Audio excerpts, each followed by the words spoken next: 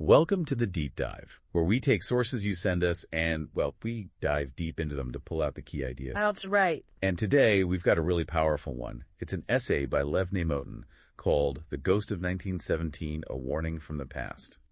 It's definitely strongly worded. Oh, absolutely. This isn't some detached academic paper. Neymotin's family lived through the Russian Revolution. They suffered under it, and you can feel that personal weight, that history, driving the parallels he draws. He draws parallels between Russia back then, just before the revolution, and America today.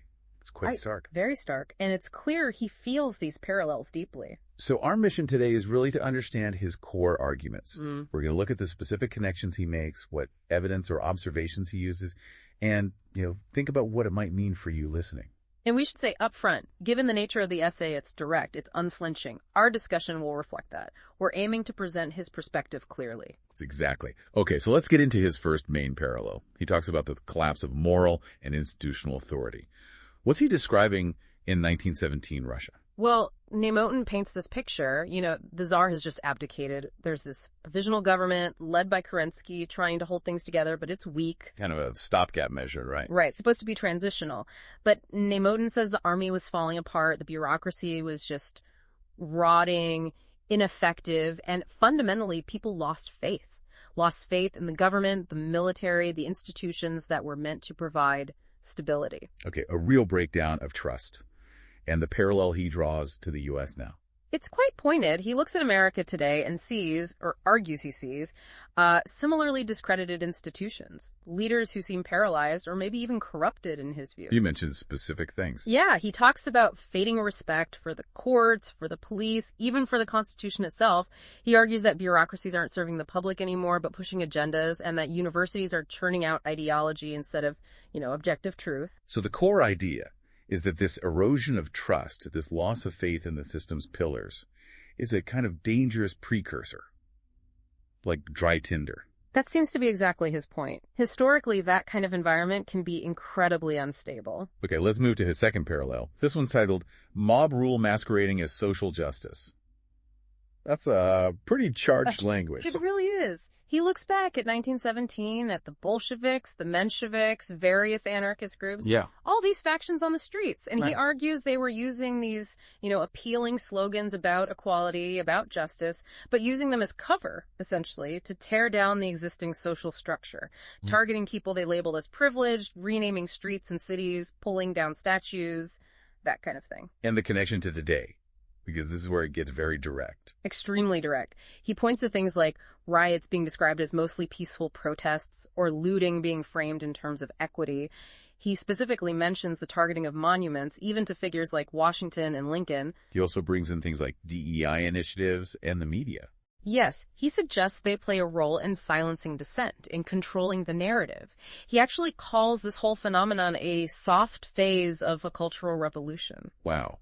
Okay, so the underlying warning here is about rhetoric being twisted. Okay. The danger of mob mentality hiding behind noble-sounding words. Precisely. He's deeply concerned about how the language of social justice can be, in his view, hijacked. It makes you think about how we distinguish genuine calls for change from perhaps more destructive impulses that might borrow that language. Which actually leads perfectly into his third parallel, the weaponization of language. How does he see this playing out? So back in 1917, Russia, he talks about how seemingly positive, popular slogans like peace, land, and bread became totally divorced from reality. They promised one thing, but delivered, terror, famine, more war. So words losing their meaning or being inverted. Exactly. And labels like calling someone bourgeois wasn't just a descriptor. It could essentially be a death sentence, a justification for persecution. In the modern parallel he draws. He points to terms we hear constantly today. Misinformation, domestic extremism, systemic racism, threat to democracy. His argument isn't necessarily that these things don't exist, but that the terms themselves are being used as weapons. Weapons to do what? To shut down debate, basically. To label opposing views not just as wrong, but as dangerous, illegitimate, even immoral. He goes so far as to say that some are trying to redefine free speech itself as a form of violence. And he uses a very specific, loaded term for this. He calls it Leninist. That's a heavy charge. He's saying language itself is becoming a tool of control, not communication. That's the core of it, yeah. When words become primarily weapons in an ideological fight, the space for actual dialogue, for finding common ground, just shrinks dramatically. Okay, parallel number 4, destruction of national identity. What's the historical angle here for Neymotin? In 1917 Russia, he describes a deliberate effort to dismantle traditional Russian identity, promoting class warfare over patriotism, pushing internationalism over national traditions, and significantly, ridiculing the Russian Orthodox Church, trying to strip away its influence. Undermining the things that held the nation together, culturally. Right, and he sees a direct parallel happening in the U.S. now. How so? He points to education, suggesting kids are being taught to, hate their own country's history. He talks about the American flag being viewed with suspicion, the phrase America First being treated like a slur. He also mentions what he sees as the mocking of Christianity, while other, maybe imported ideologies are elevated. Again, his language is very strong here. Extremely. He says America's cultural foundations are being dynamited by utopian fanatics. He really believes it's a conscious effort to tear down shared identity, similar to what he argues happened in Russia. So the underlying idea is that weakening that shared identity, those common traditions, makes a society vulnerable to falling apart. That's his argument, that these things provide essential social glue and removing them is destabilizing. Let's talk about his 5th parallel, elite cowardice. Who is he talking about, both then and now? In the run-up to the Russian Revolution, he focuses on the educated class journalists, academics, even some politicians. He argues they sort of rationalized what was happening or even sympathized with the revolutionaries, thinking they could manage them, maybe even benefit. The old idea of thinking you can ride the tiger. But they were wrong. Disastrously wrong, in his view. They completely misjudged the Bolsheviks' intentions and the ultimate brutality that would follow. And the contemporary comparison. He points directly at what he calls America's ruling class today. He names tech oligarchs, corporate boards, Ivy League intellectuals. He believes they think they can somehow co-opt or appease the radical left, maybe for status or perceived moral superiority. And his warning? Is that they're making the exact same mistake the Russian elites made. That they're playing with fire and fail to see the danger, just like the aristocrats who ended up facing the revolution's wrath. It's a warning about complacency, or maybe hubris, among those with influence. Yes, the danger of underestimating radical movements and inadvertently enabling them. Okay, parallel 6 is the engineered collapse of order. Yeah. This implies intent, not just things falling apart. Exactly. Neymotin argues the revolutionaries in 1917 wanted chaos. They understood it served their goals. So he suggests they actively work to sabotage the war effort, break the economy, spread lies, basically, to create maximum disorder to weaken the existing government. And the parallels he sees today in the U.S. I'll list several things. Policies leading to open borders, what he calls weaponized inflation, a military he sees as demoralized, censorship operating under the guise of fact-checking, and the constant stoking of racial division. And he believes this is deliberate. Yes, he explicitly calls it deliberate destabilization. He argues it's a strategy by people who want to seize power by first creating a crisis. That's a very, very serious accusation. It is. It posits that chaos isn't just happening. It's potentially being manufactured or exploited by those seeking radical change. All right. The 7th and final parallel he draws focuses on weak government at the edge of the abyss.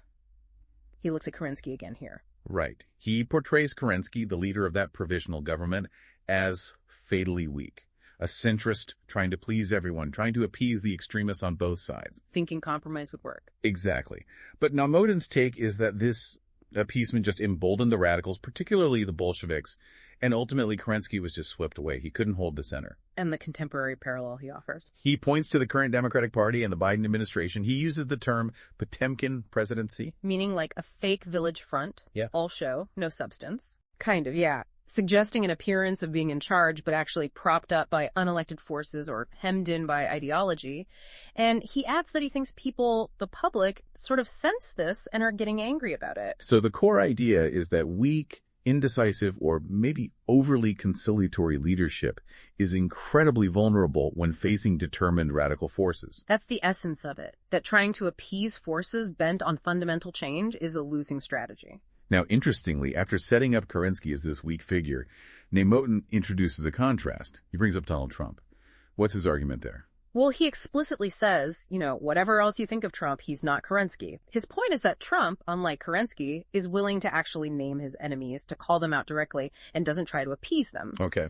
Neymotin goes further and suggests that the forces opposing Trump are, in his view, the same kind of bureaucratic and ideological class that brought down Kerensky. He sees a historical echo there. Right.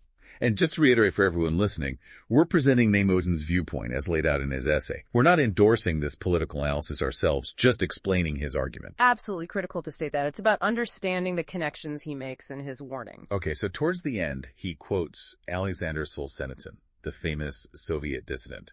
Live not by lies. How does that tie into his conclusion? It's central. Neymotin essentially says, we are drowning in lies today. Lies coming from a system that calls itself democracy, but in his view, isn't acting like one. He believes we're standing on the edge of a new Bolshevism, this time woke, digital, and global. A new Bolshevism. Yeah. It's incredibly strong. It is. And he explicitly connects the potential consequences to the horrors of the 20th century that flowed from the original October Revolution, the gulags, Mao's China, the Khmer Rouge, North Korea. He fears that same destructive fire smoldering again. And he ends it very personally, doesn't he? Yeah, very personally. He reminds the reader this isn't abstract theorizing for him. His family lived the original nightmare. His final words are just utterly stark. Never again. Not here. Wow. Okay.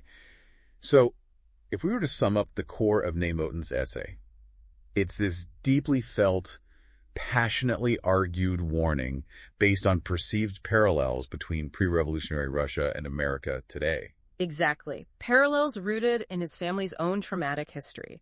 He's ringing an alarm bell, essentially. And those key areas of concern he highlights are, let's recap, the collapse of authority and trust, mob dynamics disguised as justice, language being twisted, national identity eroding, elites possibly miscalculating, potentially engineered chaos, and perceived weakness in government. A whole range of factors he sees converging in a dangerous way. Which really leaves us, and you listening, with a heavy question to mull over, doesn't it? Yeah. Based on the parallels Neymotin draws, whether you fully agree with them or not, what responsibility does any individual have, perhaps, in watching out for these kinds of signs, in safeguarding stability and freedom? It's a profound question. His essay doesn't offer easy answers, but it definitely pushes you to think critically about the present by looking through the lens of the past, specifically his past, something to really reflect on.